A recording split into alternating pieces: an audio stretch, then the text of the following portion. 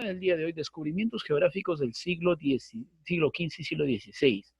Hablar de estos descubrimientos geográficos nos vamos a plantear momentos muy importantes que ocurrieron después de los encuentros de dos mundos. Nos vamos a ver causas importantes, ¿ya? Como las causas económicas. En estas causas económicas vamos a ver cómo se dio que en el año 1453 los turcos habían invadido todo el imperio romano de Oriente, hablando de Constantinopla. Ante esta invasión habían hecho el bloqueo del Mediterráneo, tanto así que los españoles, portugueses y muchos otros, los que son del antiguo imperio romano de Occidente, que eran países como Francia y otras más, ya no podían hacer digamos, el negocio por el Mediterráneo. ¿Sí? ¿Qué cree el Mediterráneo, profesor? Porque en esos tiempos había bastante lo que eran los criollos o también llamados los burgueses. Entonces, ¿cómo tenían la corona, el reinado, los ingresos?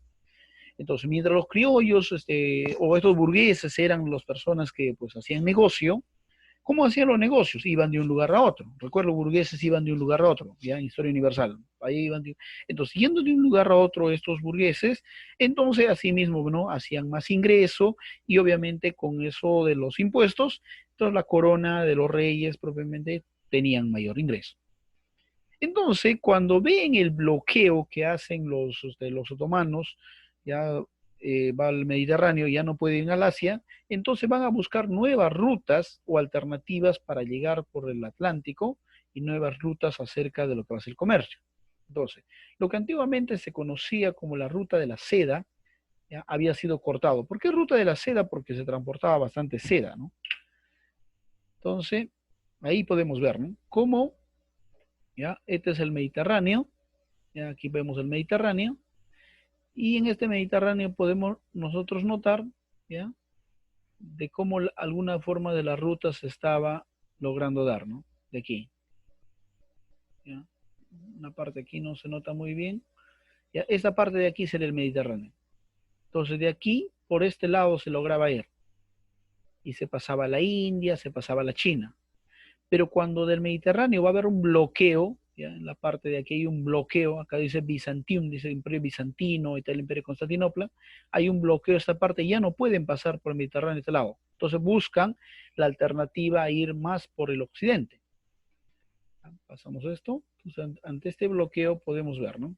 Una de las rutas comerciales más importantes durante la Edad Media fue la ruta de la seda. Durante muchos años los comerciantes chinos principalmente transportaban no solamente tan seda, sino pieles, té, especies a cambio de oro, plata y piedras preciosas y también lana. Entonces, ante las causas políticas, se dice, pero un momento, algo pasaba acá. ¿Sí estamos bien? ¿Ya? Ante estas causas políticas, ya, ahora vamos a ver las políticas, ¿ya? Vemos qué clase social pagaba impuestos al rey, y ahí lo que estaba explicando, ¿no? El aumento del comercio se daba por las riquezas de la burguesía. Esta burguesía era, pues obviamente, que aumentaban sus riquezas yendo por rutas comerciales. Entonces, ante este bloqueo de los otomanos, entonces ya no hay una ruta comercial tan accesible. Entonces el rey tampoco ya tendría ingresos o impuestos que él cobraba. Entonces el rey buscaba de cómo incrementar sus riquezas. Entonces los reyes necesitaban nuevas rutas para el aumento del comercio, para que la burguesía y los burgueses vayan de ventas y así mismo también el ingreso sea repercutido en los reyes. Entonces los reyes buscan eso. Ante esa búsqueda de nuevos comercios podemos ver aquí una pintura. Vamos a ver cuáles fueron los que apoyaron a estos acontecimientos, estas rutas comerciales, descubrimiento de los mundos. Fueron la carabela, brújula, astrolabia, cuadrante, cartografía, lo que van a ser cartas marinas. Profesor, no he entendido mucho esto. Muy bien, lo vamos a detallar en este punto de aquí. En este punto de aquí podemos ver, ¿no? Los portulanos eran primeros mapas en los mares que surgen a finales del siglo XIII, ¿ya? Finalidad sería 1200 y tantos, hasta 1300. Otro de los puntos que apoyó bastante fue la brújula. El invento chino que fue introducido por los árabes en Europa, ya los chinos descubrieron y los árabes lo introdujeron a Europa, ¿ya? Donde el uso se generalizó a partir del siglo XV. El astrolabio, que era otro digamos, instrumento que permitía medir la posición de las estrellas, calcular la latitud, ya determinar las horas del día, Otro era las carabelas, son barcos de vela de timón y gran capacidad de carga. Fueron las embarcaciones protagonistas de las expediciones portuguesas y también españolas por el Atlántico. Y otro se llamaba el cuadrante náutico, ¿no? Que permitía calcular la latitud ya a partir de las observaciones de la estrella polar. Muy bien. Profesor, un poquito más explicarme eso. Ya, muy bien. Aquí lo vamos a ver. Entonces, a ver del Ecuador, ¿no? Hablando del paralelo, entonces vemos la distancia hacia los trópicos, eso sería la latitud norte, latitud sur, ¿no? La distancia entre los paralelos, ¿no? Un paralelo sería el trópico de Cáncer, el Ecuador, y el trópico de Capricornio, y vemos los paralelos. Entonces el paralelo al Ecuador, entonces vemos esa distancia entre paralelos, eso es lo que se llamaría la latitud sur, latitud norte. Eso ya podían ver entonces. En temas de las ideologías, había un cambio de pensar, se recuerda que en esos tiempos estaba el humanismo, un cambio de pensar y que el hombre sería el centro de todo. El hombre dejaba atrás sus miedos y empezaba a crear, ¿no? Y vemos una pintura, ¿ya?, de Leonardo da Vinci, que también es propio de lo que se dio el tema del humanismo, renacimiento. Entonces, estos descubrimientos geográficos del siglo XV y XVI van a ser mucho más tal vez explicados cuando ya se empieza a ver los mapas, ¿no? Que se dieron primer viaje, segundo viaje, los viajes de los portugueses, los viajes de los españoles sobre América, también los viajes que se dieron a otros lugares, ¿no? Vamos, detallamos un poquito más. Entonces vemos el tema de Portugal. El tema de los portugueses, con el caso de Bartolomé Díaz y Vasco de Gama, respectivamente, podemos ver ahí, ¿no? ¿Ya? Vemos lo que se dio el mapa, ¿no? Y vemos en la parte lo que es de color verde, en las rutas de Bartolomé Díaz, y las de color rojo es de ruta de Vasco de Gama. Explicamos un poquito más de esto. En el caso de Bartolomé Díaz, en la expedición del año 1487, llegó hasta el extremo sur del África y pudiendo pasar por el tan temido Cabo de las Tormentas. Finalmente logra pasar ya todas estas corrientes, y la buena noticia al rey de Portugal llegó que sí lograron pasar, por lo tanto el nombre lo cambiaron, ¿no? Ya no se llamaba Cabo de las Tormentas, ahora se llamaba Cabo de la Buena Esperanza. Y de finalmente cómo pasaron a las Indias, ¿no?, por ese cabo, ¿no?, ese estrecho. Un gran avance para su tiempo. Posteriormente vemos el caso de Vasco de Gama. Vasco de Gama también llega a la India, ¿no?, a Calicuta en la India, ¿ya? Y al año siguiente, en septiembre del año 1499, estuvo de vuelta en Lisboa, donde fue recibido con mucho entusiasmo, ¿ya? Llega entonces a Lisboa, finalmente regresó, ¿no?, ya lo que sería Portugal, cómo van y finalmente cómo se regresa. Finalmente se había descubierto una ruta marítima mucho más directa a las Indias, ¿ya?, llamado anteriormente Cabo de las Tormentas, ahora se llama Cabo de la Buena Esperanza, ¿no?, un lugar donde no se transitaba y ahora es un lugar directo para poder llegar, ¿ya? Ahí podemos ver, ¿no?, tal vez un poco de corto, pero ahí vamos a ver, ahora sí. En este caso podemos ver, ¿no?, cómo la ruta se da de Bartolomé Díaz, ¿ya?, ahora mucho más cercano, dice, a las Indias, se puede ver, ¿no? Aquí vemos a las Indias por el cabo, ¿ya? Aquí podemos ver, ¿no? Y finalmente, ¿ya?, se da el retorno hasta Lisboa. Muy bien, pasamos entonces todo esto de aquí. Vamos a encontrarnos con el otro lado, ¿no?, lo que serían los españoles, o sea, lo que es de Castilla. Ya, vamos a ver tal vez un video corto, no vamos a ver mucho. Atención.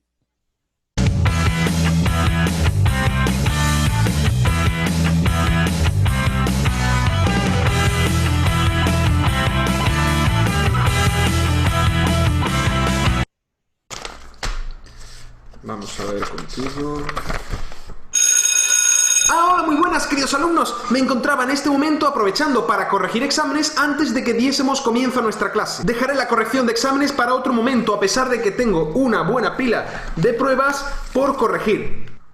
Menos mal que para corregir tengo un método infalible que me sirve para ahorrar tiempo. A ver, tú... aprobado. Tú es bien, pero no tanto. Un 5. Cara, suspenso y cruz, aprobado. Suspenso. Lo siento. Qué buen examen ha hecho Ángela, le pondré un 9. Ah, no, que era María. Un 4,5. Bueno, venga, seré bueno. Un 4,75. Tú, suspenso, sí. Vale, los que caigan de aquí para allá, aprobados. Y los que caigan de aquí, estos son los suspensos. Y pizarro. Pero antes de nada tenemos que saber que este vídeo se titula...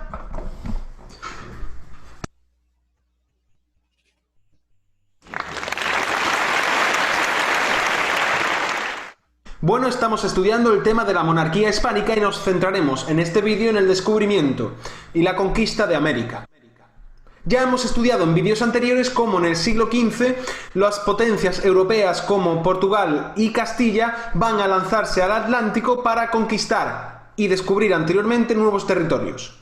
Pero el culmen de esta época de descubrimientos llegará un día en especial, el 12 de octubre de 1492, cuando el almirante Cristóbal Colón, al mando de 3 naves, la Santa María, la Niña y la Pinta, llegan a costas americanas tras una expedición tortuosa de más de 2 meses. ¿Quién era Cristóbal Colón? Cristóbal Colón era uno de tantos europeos que en el siglo XV se lanzaron al mar como medio de vida. Su origen es desconocido. Los historiadores coinciden en que probablemente nació en Génova y dedicó su vida desde su juventud a la mar. Se hizo especialista en la navegación por el Atlántico. El conocimiento del Atlántico le llevó a conocer ideas como que podía llegarse a la India y a las tierras mitológicas de Oriente desde el Atlántico. Es por tanto por lo que planeó una expedición hacia la India desde el oeste, con el objetivo de llegar a las tierras que Marco Polo nombraría como Zipango o Catay, Japón y China respectivamente.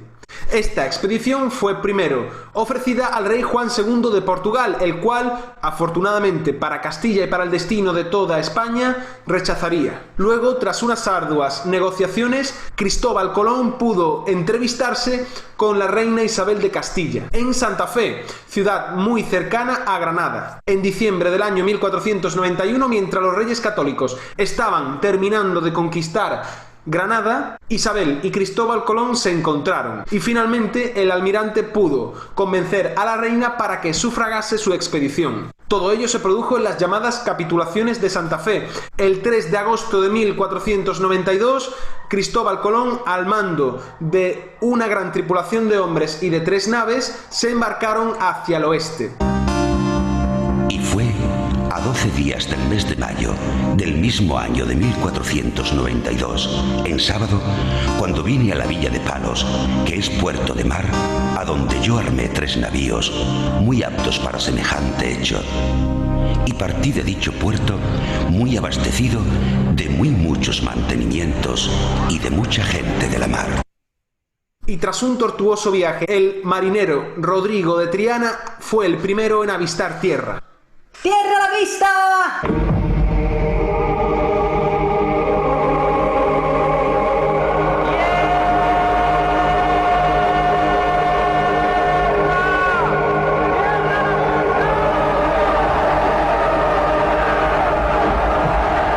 Fue el momento cumbre de la historia de los reyes católicos. De pronto un nuevo continente se abría hacia los españoles, pero ¿era un nuevo continente para Colón? No, porque Colón creyó que había llegado a la India. Colón, por ejemplo, viajó hasta en 3 ocasiones más a estas nuevas tierras, sin saber que se encontraba en un nuevo continente. Es por tanto por lo que a estas nuevas tierras se les llamó las Indias y a sus habitantes indios. Cuando Colón volvió de su milagroso viaje, un nuevo mundo se abría de pronto ante los ojos de Europa.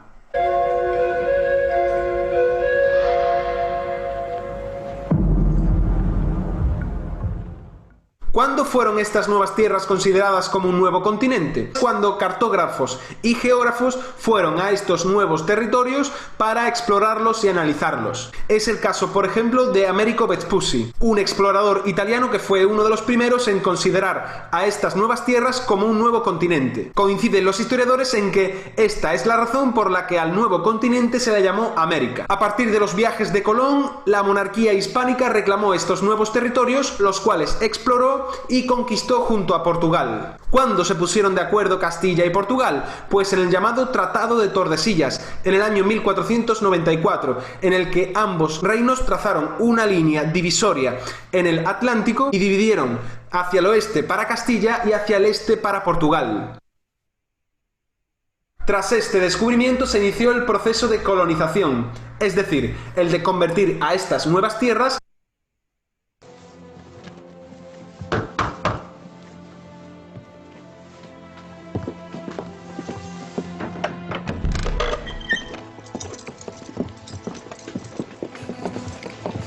He sabido que os disponíais a partir.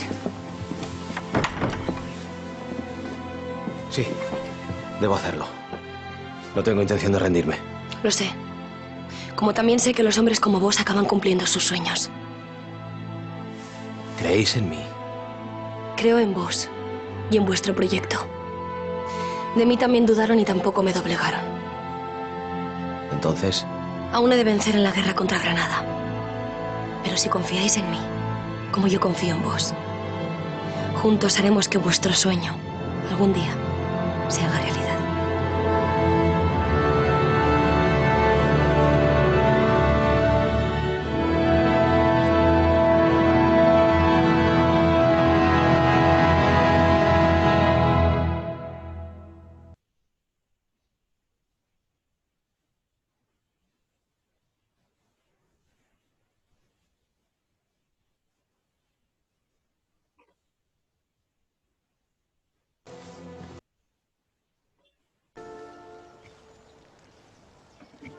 De la capitulación de Santa Fe, ¿eh?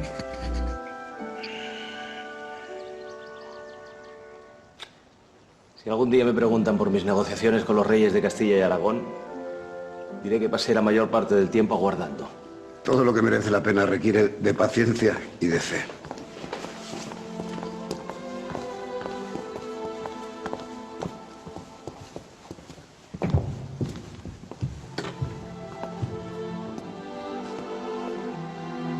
Imaginaba que habría de ser yo quien se postrara ante vos. Os aseguro que mis condiciones siguen siendo las mismas. Las aceptamos. ¿Todas ellas? Los joyeros reales andan prestos trabajando en vuestra corona de virrey. Os estáis burlando de mí. ¿Qué garantías me dais? Firmaréis un compromiso con la corona de Castilla y Aragón. ¿Será esa suficiente garantía?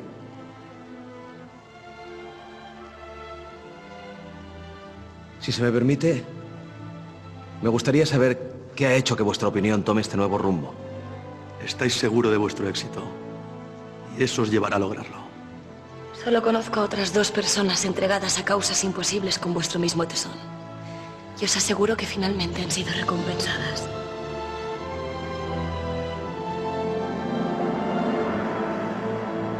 La corona otorga el título de almirante de la mar Océana, así como los cargos de virrey y gobernador general, con carácter hereditario, de todas las tierras descubiertas.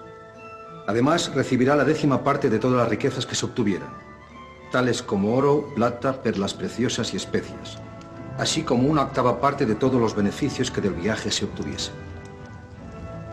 ¿Aceptáis? Firmad entonces y que Dios guíe vuestras naves.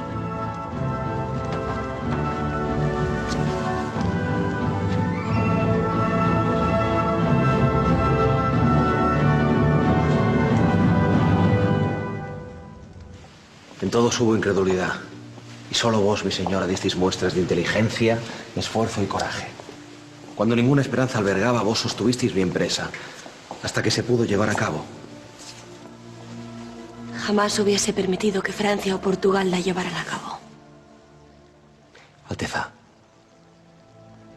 a vos y a mí, Dios nos ha llamado a cumplir una misión que promete gloria a cambio de sacrificio.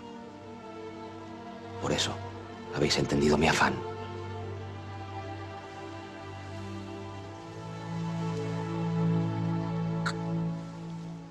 Y os estaré eternamente agradecido. Os deseo la mayor de las venturas en vuestro viaje. Si Dios me acompaña, la próxima vez que me haya ante vos, vuestro reino se extenderá más allá de los mares.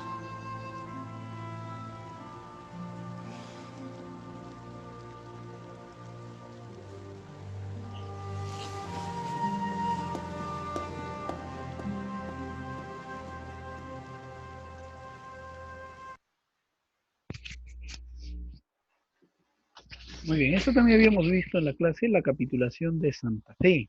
¿Sí? Ya, estos son los regalos de Colón. Esto vamos a pasar para avanzar el tema. Entonces vamos a ver ahora los descubrimientos geográficos ya de manera mucho más detallada. Entonces, ¿cómo se dividieron? Dice, ya explicó una parte en el video, ¿cómo se dividieron el mundo Portugal y Castilla? Con fin de evitar guerras, finalmente ellos van a tener el Tratado de Tordesillas. Finalmente ese Tratado de Tordesillas, ¿ya? Ya vamos a ver un momento. Decid, quedan al sur de las Canarias las tierras que habéis conquistado en las Indias. Algo más al sur y al oeste de esas islas, mi señor. Así se lo hicisteis saber al rey Juan. Portugal reclama las nuevas tierras en virtud del acordado en Alcazobas hace 13 años. Se acoge al derecho sobre cualquier conquista en el Atlántico por debajo del paralelo de las Canarias. Vuestro afán por pavonearos podría considerarse mera traición. Consideradlo como mejor os plazca. Mi conciencia está tranquila. Estoy segura de que el Papa intervendrá en nuestro favor. Pero conviene asentar nuestros dominios en las Indias. Por ello debéis partir cuanto antes. ¿Creéis prudente emprender el viaje sin tener la bendición del Santo Padre? Almirante, vos preocupaos de la mar. Los asuntos del cielo y de la diplomacia son cosa nuestra. ¿Por qué tanto en reclamar lo que ni siquiera figura en mapa alguno? ¿Por qué financiasteis el viaje de un iluminado hacia lo desconocido? Porque creí en el hombre. ¿Tenéis a Colón a vuestro servicio? Pensé que disputábamos tierras, no hombres. Estoy dispuesta a ceder las leguas a las que aspiráis, si respetáis el acuerdo que Castilla tiene con su almirante. A mi reino le sobran navegantes extraordinarios. Para nada preciso al vuestro. Entonces permitiréis que su expedición regrese y no pondréis obstáculos a otras. Por supuesto. Siempre y cuando aceptéis mis condiciones. La ruta abierta por vuestro almirante conduce hacia tierras ignotas. ¿Quién sabe qué más hay? Portugal no va a permitir que solo Castilla lo disfrute. Firmaremos el tratado. Pero ambos sabemos que amargas consecuencias tendría incumplirlo. ¿Qué sabéis? Colón es leal a Castilla. Sus barcos regresarán. Ahora y siempre. ¿A cambio de qué?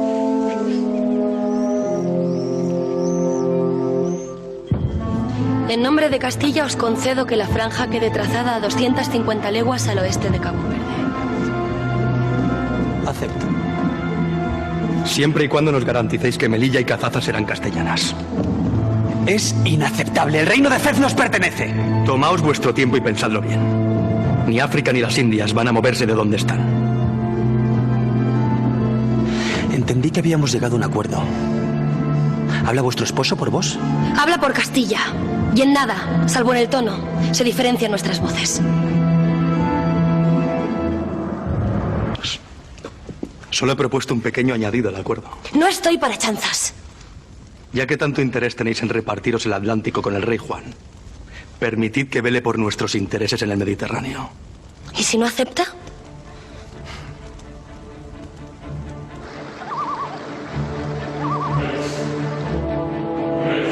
Sea. Portugal no se opondrá al dominio de Castilla sobre Melilla y Cazaza. Son pequeños enclaves. Estratégicos para controlar el Mediterráneo. ¿Cederíais vos el Atlántico por una plaza que no fuera de interés? A cambio que sean 370 leguas al oeste de Cabo Verde.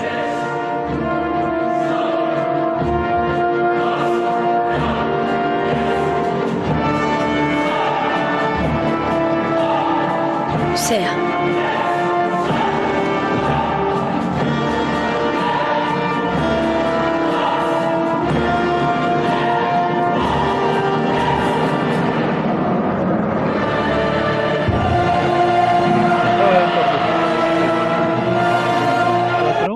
Es lo que se empezó finalmente o se terminó a repartir, ¿ya?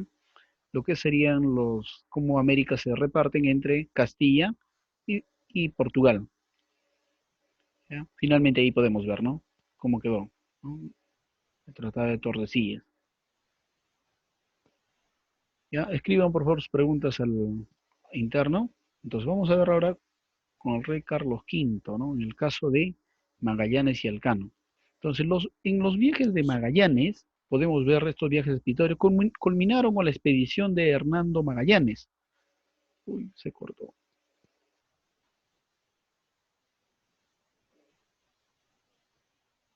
Bien, falta 10 minutos, por favor, ¿ya? Vamos a ver 10 minutos. Entonces, ahorita tengo para hacer rápido. Entonces, Magallanes dice, estuvo al servicio del monarca español Carlos V. En el año 1519, España con 5 barcos, ya de 243 hombres aproximadamente, cruzó el Atlántico y avanzó a las costas de Brasil y Argentina y atravesó el estrecho del nombre cruzó el Pacífico y finalmente llegó hasta Filipinas, ¿no? Uno de sus oficiales, Sebastián Elcano, tomó el mando y cruzó el mar Índico, dobló el Cabo de Buena Esperanza y pudo regresar a España con un barco, ¿ya? Y vemos 18 tripulaciones. Volvió a Europa después del primer barco que había dado la vuelta al mundo, que se entendía ese entonces así, demostrando que la Tierra era redonda y que América era un nuevo mundo. Ahí podemos ver, ¿no? Por un lado vemos este lado y por el otro podemos ver cómo Elcano empieza a ir, ¿no? Dar la vuelta por Filipinas y finalmente llegar.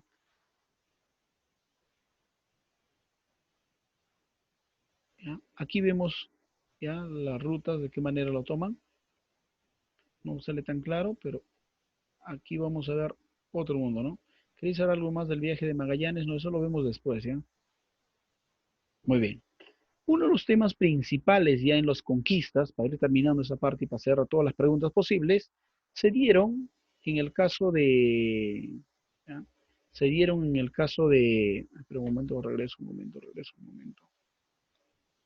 En la parte final, voy a ir a la parte final. En esa parte de aquí, ¿no? En esas grandes conquistas que se entiende, dice, ¿no? Por un lado, Pizarro es el conquistador de Perú, ya vemos todo lo que llegó, digamos, lo que estaba de verde es lo que era las colonias españolas. Hernán Cortés, la parte de México. Pedro Valdivia, la parte de Chile. Juan Ponce de León y Figueroa, la parte de Florida, ¿no? La parte de arriba. ¿Ya? Entonces eso vemos algunos conquistadores que han podido llegar a América, ¿no? Muy bien, ahora sí, todas las preguntas posibles lo vamos a ver en estos momentos, ¿eh? Descubrimientos geográficos del siglo XV y XVI.